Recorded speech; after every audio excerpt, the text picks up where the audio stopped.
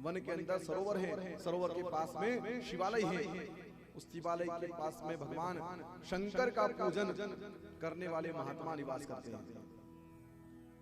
लेकिन सरोवर के एक पक्ष में भगवान शंकर का मंदिर है और एक तट के समीप एक वेश्यालय गणिका का स्थान है। अब देखिए भाव का परिवर्तन। मैंने कहा ना कि संत कपड़े से नहीं होता है, महात्मा कपड़े से नहीं होता, मन से होना चाहिए।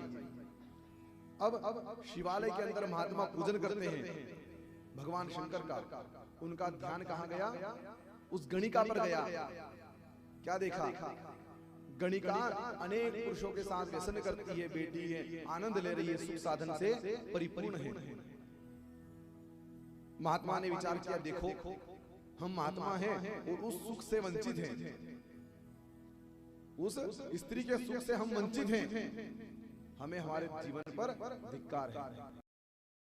इतना शिव जी की पूजन करते हुए इतना उन्होंने कहा।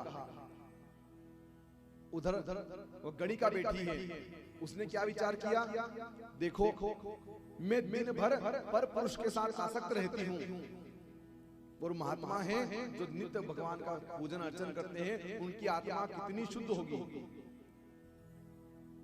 वेश्यालय में बैठकर उस गणिका ने यह विचार किया कि मेरा मन कितना पापी है कि मैं बैठकर काम पुरुष के साथ व्यभिचार कर रही हूँ। वो महात्मा कितने सुखी हैं जो भगवान की निरंतर सेवा करते हैं।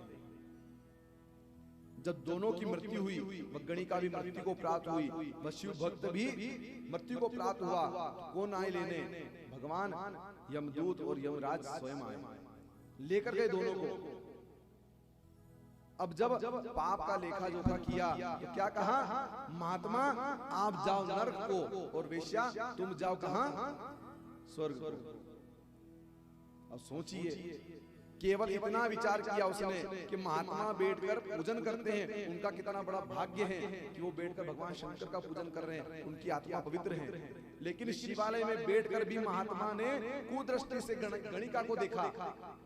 तो गणिका को देखने के बाद जो मन में भाव उत्पन्न हुआ, उसी से वो नरक को चले गए।